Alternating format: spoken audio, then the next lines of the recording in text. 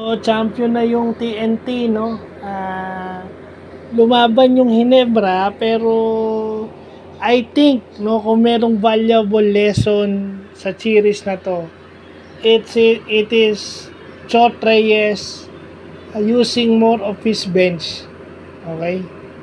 Gumamit siya ng bench, no?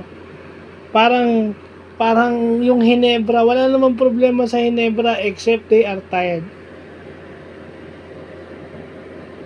Walang problema yung Hinebra, even Brownlee is tired, only scoring 16 points.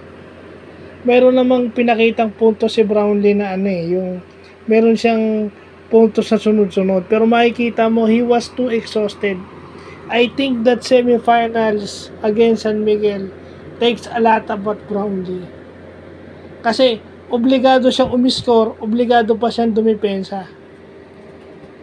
At saka hindi, anticipated na ng TNT yung yung switch, yung pag nagkaroon ng switch, Brownlee was, yung ang babantay kay Brownlee yung maliit. Binigay na nila yun yung punto sa binigay nila, but they never gave Brownlee a rhythm to shoot all series long. At tandaan natin, kapag jump shot ka, legs ang ginagamit mo. Kung pagod, wala kang leg, I think Brownlee walang power masyado sa legs. Okay pa yung shooting form niya, but yung legs niya wala na, and yung pulso niya medyo napapagod na because he is doing a lot. Yun yung natutunan ni Coach Chot Reyes siguro when coaching Gilas, na kailangan gumamit ka ng bench mo more.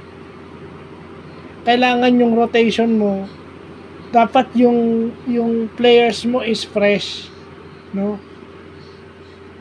And even RHJ got 1 minute rest, enough na yun. I mean, si RHJ was doing extra things, no? Rumi-rebound si RHJ, dumidepensa. Siniset niya talaga yung niya.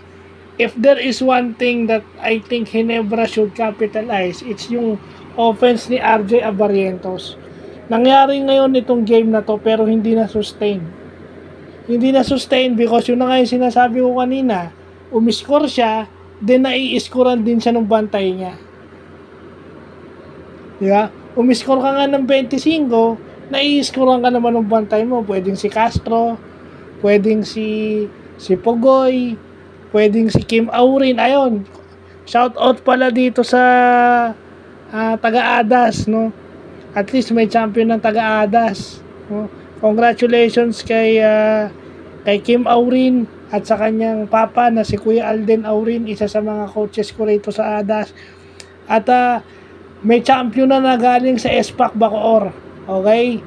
Sa St. Francis Bacoor, may PBA champion na galing sa SPAC Bacoor mismo. Hindi galing ng main yan, galing ng SPAC Bacoor yan.